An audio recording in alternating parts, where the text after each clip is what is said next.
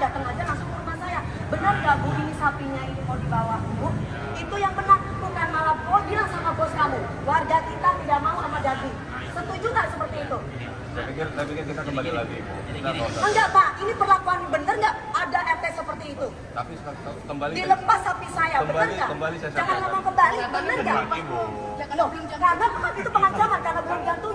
Karena saya baru pulang dari, kalau kita kalau jam 7 itu bisa dilepas. Apalagi Bapak ini laki-laki kok, bukan perempuan. Tadi perasaan kayaknya Bu. Pantas nggak seorang bapak yang kita anggap sebagai RT, Bapak marah-marah. Masjid bukan tempat berak sapi, saudara. Loh Pak, masjid punya umum. Masjid punya apa, bukan punya Bapak. Emang harus dijaga, nggak dijaga. Loh, sebentar dulu, orang saya berusaha dengan Pak Ustadz, kok kamu yang marah-marah? Pak Ustadznya aja nggak masalah kok. Kok ada yang marah-marah? Masih belum berhenti perseteruan antara Dewi Persik dengan Pak RT Marlekan soal sapi kurban Idul Adha 2023 malah makin panjang hingga bakal berujung ke polisi. Dewi Persik berencana melaporkan orang-orang yang memfitnahnya terkait dengan konflik dengan Pak RT Marlekan. Bahkan mantan istri Angga Wijaya ini juga menyinggung soal pemilu. Diketahui pedangdut Dewi Persik berseteru dengan Marlekan Pak RT di Lebak Bulus Cilandak, Jakarta Selatan. Memang belakangan ini nama Dewi Persik tengah menjadi sorotan publik, bukan tanpa sebab. Diketahui sang artis terlibat pertikaian dengan ketua RT di lingkungan tempat tinggalnya terkait dengan penyembelihan hewan kurban. Dewi mengatakan karena permasalahan itu banyak bermunculan akun bodong membuat konten yang memfitnahnya di YouTube. Merasa difitnah, ia pun secara tegas bakal mengambil jalur hukum didampingi kuasa hukumnya Sandi Arifin. Dalam Instagram story-nya, mantan istri Aldi Taher ini pun mengunggah salah satu akun yang memfitnahnya. Menurut DP Sapa Nakrabnya, permasalahan ini bukan hanya semata dengan ketua RT, melainkan fitnah-fitnah dari akun bodong tersebut. DP menilai akun bodong tersebut menambah kisruh antara dirinya dengan ketua RT. Saya bukan karena takut kotor, bukan. Karena saya lagi titip karena memang rumah saya tidak mau dikasih lihat untuk orang umum. Karena kalau ibaratnya kayak saya soal public figure. Saya paham. Cuman gini loh. Substansinya dari itu apa? Kita nggak tahu versi ibu sebut itu mau nitipin. Nah, Kita nggak oke, tahu. sekarang Bapak udah tahu versinya. Cuman kan saya yang nggak suka adalah kenapa kok tiba-tiba dibilang kita nggak mau warganya. Kenapa seperti Ini akan saya jawab nanti. Jadi gini, tapi dari ibu udah cukup tadi kan dari situ. Udah, Iya. nanti mau Jadi kan jawab saya jawab mau pertanyaannya. Ajak dulu bu. Ini cara yang mana dulu nih? Saya dulu. Ini bukan kasih nyambungan. Kalau saya perempuan kan udah biasa lewat mulutnya kan ada dua. Saya orang Madura, jangan ngomong Betawi atau Madura, nggak usah ngomong kayak gitu. Jangan bicara mas. Nggak usah bawa ras, kamu yang ngomong masalah ras kamu. Ya, dari pihak Marlekan. Mau Betawi, mau Madura, semua sama, saudara. Ibu, dan kita mohon kita nggak bicara rasis ya. Ya, dia rasis. Oke, enough. Oke. Betawi rasis ya. Saya logat Madura ya begini. Dia logatnya. Enough ya. Bukan hanya dunia internet, dunia politik ataupun dunia apa saja. Yang namanya gosip atau clickbait itu selalu media itu selalu bikin. I see. Berarti kan di Apakah sini itu jadi ada tanggung jawab saya? I see. Berarti kan di sini ada asap, ada api, ada asap dong.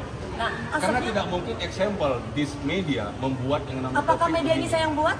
Bukan, enggak. Ya. Ini saya bilang ini substansinya kan berarti kan ada gitu loh. Ya. Substansi yang ibu Ya. bicarakan ini nggak mungkin loh media tiba-tiba di sini udah justifikasi. Lah makanya itu kan balik lagi ada media ilegal, ada media Dan banyak non ilegal. Nah, sekarang balik lagi di video saya, ada nggak saya bilang begitu? Di video saya tuh dua versi. Saya kebetulan saya record semua video itu. Saya Nah, download oke. loh. Dan saya kebetulan juga saya simpan video saya di Instagram saya. Saya download. Dari ibu posting begitu ibu. Iya, saya Pak. 1 jam 1 Nih, menit. ada di Instagram saya masih ada kok. Ya, Bapak bisa lihat lagi detik per detiknya. Jadi ada dua versi. Jadi intinya adalah saya menerima saya terutama ya, saya merasa tersinggung karena menerima perlakuan yang tidak baik. Saya punya niat baik di mana tiap tahun yang saya lakukan memberikan daging atau sembako buat warga-warga saya, saudara-saudara saya.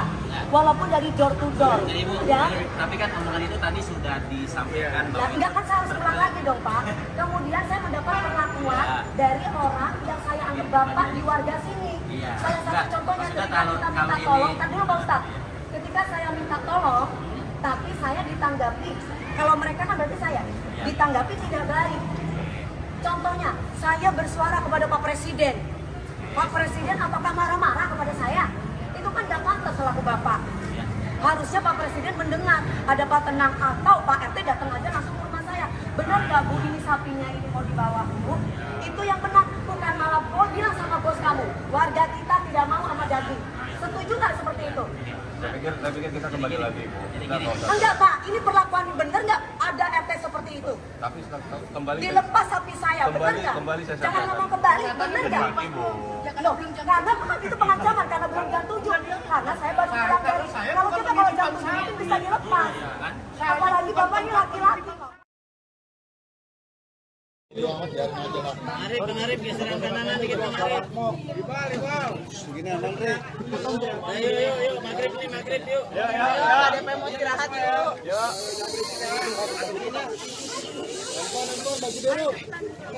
Pengarip kanan dikit. Guenya apa? Oke, Mami, tadi mediasinya gimana Mami? Tadi mediasinya ya, kalian mungkin teman-teman udah lihat sendiri mediasinya seperti apa. Tadi udah dijelaskan. Kenapa bisa sampai di sosmed dan yang lain-lain? Karena memang sebelumnya kan ketika saya live memang ada pertanyaan-pertanyaan tentang kenapa sapinya itu diangkat gitu.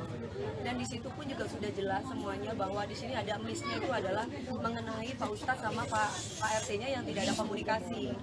Yang saya lihat itu seperti itu. Tidak ada komunikasinya itu. Yang membuat saya kecewa adalah sikap dari Pak RT-nya sendiri terhadap Pak RT maupun orang-orang kita gitu loh, Mas. Maksud saya seandainya pun kecewa, kan sekali lagi bahwa sapinya itu bukan untuk saya atau orang lain. Semua untuk warga di sini. Niat saya tuh baik loh. Niat saya tuh baik, nggak ada unsur politik ataupun apa, dan itu sudah saya lakukan 5 tahun. Saya tinggal di sini tuh 5 tahun.